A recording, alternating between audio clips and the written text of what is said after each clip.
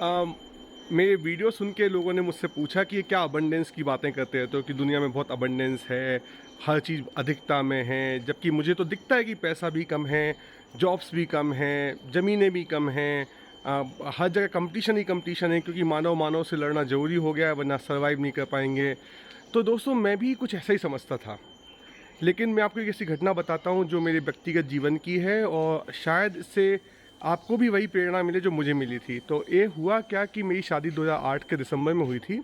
उसके बाद 2009 की मार्च में, 2009 के अक्टूबर नवंबर में और फिर 2010 में भी हम मेरी वाइफ के 3 मिसकैरेज हुए। हम लोग बच्चे बहुत प्यारे लगते हैं हम दोनों को और हम दोनों बहुत जल्दी अपना पारिवारिक जीवन शुरू करना चाहते थे, लेकिन भगवान ने 3 मिसकैरेजेस हम लोगों को दिए एज ए शॉक थेरेपी। तो इसके बाद जब हम लोग दिल्ली शिफ्ट हो गए तो एक दिन शायद बात है जुलाई अगस्त की 2011 की बात है, तो हमें फिर पता चला कि मेरी वाइफ प्रेग्नेंट है and this time doctor said कि यदि इस समय भी कुछ होता है तो कुछ गड़बड़ हो जाएगी। हमने सब इलाज करवा लिए थे, जितने मेडिकल टेस्ट वगैरह सब होते हैं वो सब हो चुके थे, but doctor told very clearly कि यदि इस बार भी कोई गड़बड़ होता है तो आप लोग प्लानिंग कर मतलब फिर फैमिली प्लानिंग के लिए थोड़ा सा फिर दूसरे IVF वो सब चीज़ें ट्राई करेंगे।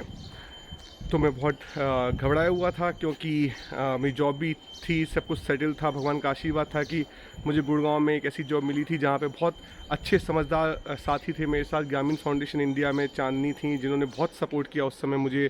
गौरव भाई थे, फैजल भाई थे, काफ़ी बहुत अच्छी टीम थी हम लोगों की। और उस समय उनके आशीर्वाद से, उनके साथ से मेंटली कोई टेंशन नहीं थी, सिर्फ इंतज़ार था कि सब कुछ अच्छे से हो जाए। लेकिन फिर 9वें 10वें हफ्ते के समय मेरी वाइफ को ब्लीडिंग स्टार्ट हुई और हम लोग बहुत डर गए। हम लोग इतना डर गए कि अब क्या होगा। और हम लोग मैंने स्कूटी निकाली, ना मेरी वाइफ कुछ बोल रही थी ना मैं कुछ बोल रहा था। हम लोग एक दूसरे को देख के सिर्फ शांत थे। उनके मन में क्या चल रहा था ये हमने आज तक कभी खुल के बात नहीं की, लेकिन मेरे मन में क्या चल रहा था मैं आपको बता देता हूँ। जिस समय मैं अपनी स्कूटी लेके एक सेक्टर 56 में जॉयपुंज अपार्टमेंट में रहता था, वहाँ से सामने एक आरती गुप्ता मैडम थी, केंद्रीय बिहार में गायनेकोलॉजिस्ट थी, अक्रॉस द रोड। तो मुझे पता चला कि वहाँ पे डॉक्टर हैं। मैं स्कूटी लेके निकला और जब स्कूटी लेके जॉयपुंज से बाहर निकला, केंद्रीय बिहार के गेट के जस्ट बीच में मेरे को एक आइडिया थॉट आया एंड दैट थॉट वाज अतिथि थॉट, जिसको मैं बोलता हूँ कि अतिथि मतलब बिना किसी बेस का जो थॉट होता है, उसका कोई आधार नहीं था, लेकिन थॉट आया। और जो मेरा थॉट था वो ये था कि थोड़ी गाड़ी आ रही है तो उसकी आवाज़ कम हो जाएगी, इसको निकल जाने देते हैं। तो मेरा जो थॉट था वो ये था विचार कि भगवान बहुत बहुत धन्यवाद कि आपने मुझे संदेश भेजा कि शायद मेरे खुद के बच्चे मेरी ज़िंदगी में नहीं हैं, एंड आई प्रॉमिस यू कि अब मैं जितने बच्चे दुनिया में हैं उन सबकी सेवा करने के लिए जीवन में आगे काम करूँगा।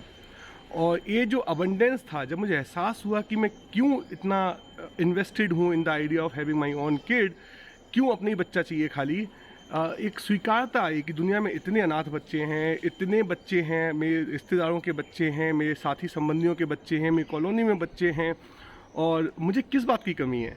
And there was like peace, a kind of peace dawned on me. इतना अच्छा लगा मुझे उस समय, उतनी मुसीबत के बीच में मेरा शरीर कांप रहा था डर के मारे, लेकिन मेरी आत्मा शांत थी।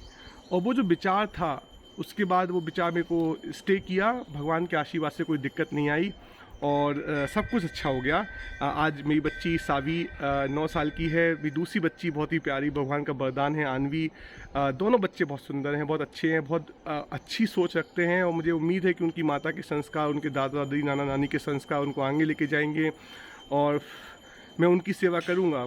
लेकिन वो जो विचार था कि जो अबंडेंस का विचार था कि बच्चे सबके होते हैं, बच्चे किसी एक के नहीं होते, तो वो जो अबंडेंस का थॉट था वो सीड था जहाँ से मुझे पता चला कि अबंडेंस किसे कहते हैं। जब हम एक घर खरीदने के पीछे भागते हैं तो हज़ारों दुनिया में जो घर हैं वो हमारे खुद के नहीं रहते।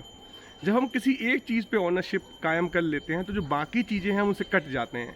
मतलब हमने एक दोस्त बना लिया तो क्या बाकी के दोस्तों की जो अटेंशन है उनसे कम हो जाता है। मतलब जहाँ भी हम चिपकते हैं वो किसी अनंत की से कट के चिपकते हैं। तो कहीं किसी चिपको मत दोस्तों, किसी एक पर्टिकुलर आइडिया से, किसी एक पर्टिकुलर प्रॉपर्टी से, किसी एक पर्टिकुलर व्यक्ति से, किसी एक पर्टिकुलर जगह से, किसी से भी नहीं चिपको, क्योंकि किसी एक से चिपकने का मतलब है अनंत से कटाव।